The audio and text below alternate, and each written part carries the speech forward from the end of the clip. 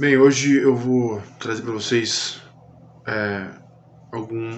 dois conceitos, né, do aprendizado de máquina, que é o underfitting e o overfitting. Eu não vou me atentar muito à questão do aprendizado supervisionado, não supervisionado e outros métodos, porque isso já está incluso em outros vídeos, mas basicamente esses dois critérios eles são utilizados para verificar se um algoritmo de aprendizado de máquina está sendo eficiente ou não, se ele está dando os resultados que se espera ou não. Eu vou citar o conceito deles aqui antes. O overfit ocorre quando o modelo se ajusta demais aos dados de treinamento, em vez de aprender os padrões gerais que realmente descrevem o fenômeno estudado.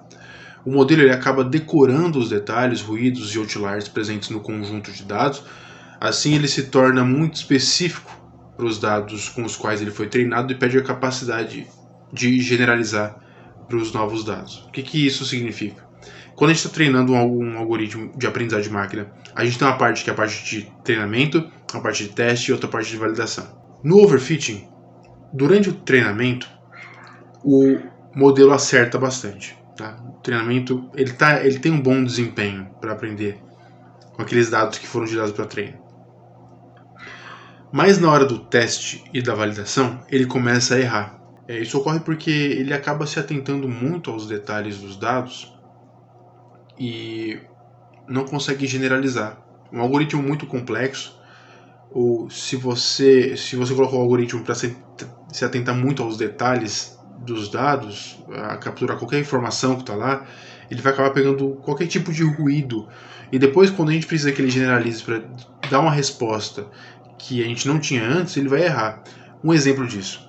Se eu estou treinando um algoritmo para que ele me dê uma resposta do que está na foto que eu vou mandar para ele, vamos supor que eu tenho a foto de vários pássaros.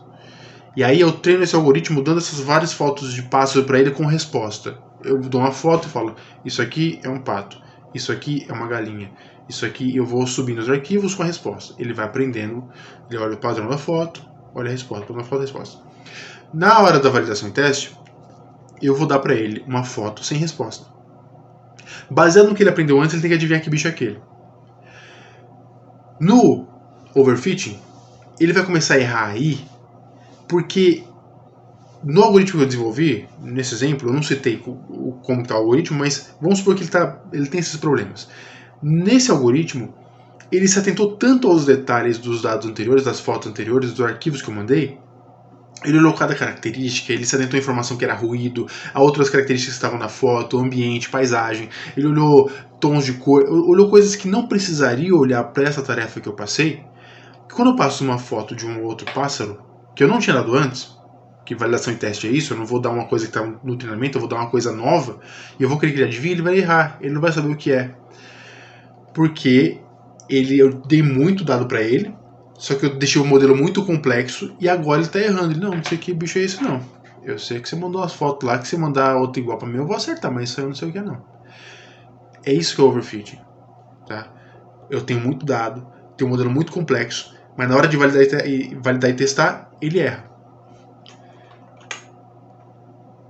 E como é que eu posso prevenir isso? Tem alguns métodos, né? Eu posso ter uma divisão adequada dos dados, eu posso estar usando uma métrica errada, eu posso estar usando mais de 90% só para treinamento e usando menos de 3% para teste e validação, porque eu suponho que para testar eu vou ter que ter, para treinar eu tenho que ter muito, para testar eu tenho que ter pouco, mas usa-se aquela métrica de 70, 15, 15. Eu posso usar regularização, que são paradas estratégicas no treinamento, é um algoritmo que vai estar lá, ele vai estar acompanhando o treinamento para eliminar ou travar o teste quando ele começar a errar demais, ou quando ele começar a curva de aprendizado começar a cair.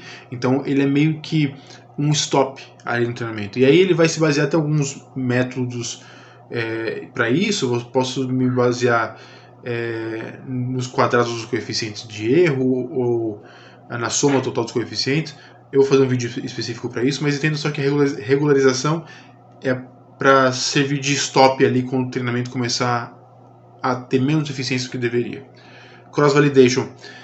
Na base dos meus dados de treinamento, teste e validação, eu posso usar uma validação cruzada, ou seja, ao invés de usar aquela proporção de treinamento 70, 15, 15 para todos os dados, eu quebro aqui os meus dados em blocos, e aí eu vou dividindo essa validação, teste, treinamento, teste, validação, treinamento, teste, validação para cada um dos blocos. Assim ele vai fazendo um aprendizado cruzado entre grupos de dados do meu bloco de dados principal. Então é isso. Cross Validation, eu quebro o meu bloco de dados principal e vou fazendo teste, treinamento, teste, validação para cada um dos blocos.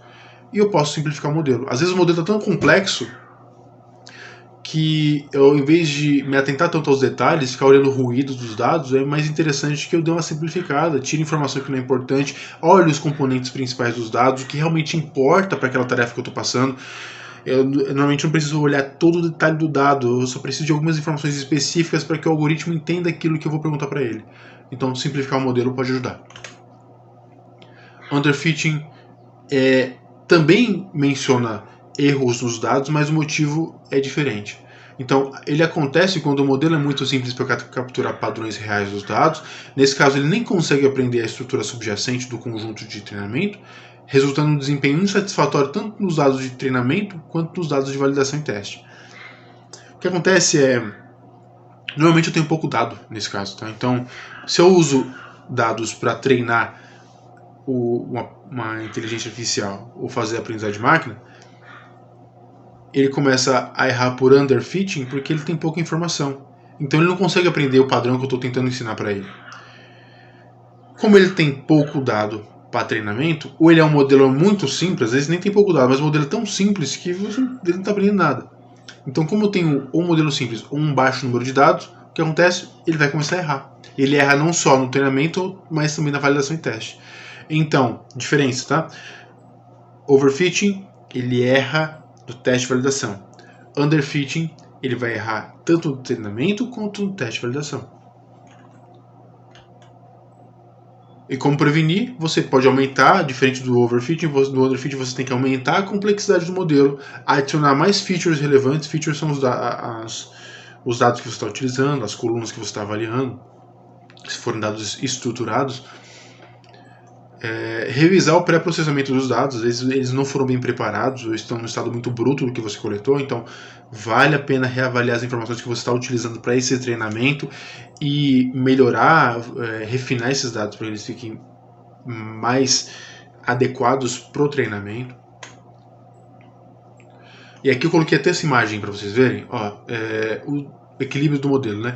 O desafio na prática é encontrar um ponto ideal entre overfitting e underfitting. O chamado bom ajuste, que é o good fit, ele significa que o modelo deve ser suficientemente complexo para aprender os padrões relevantes dos dados, mas sem aprender o ruído e peculiaridades do conjunto de treinamento.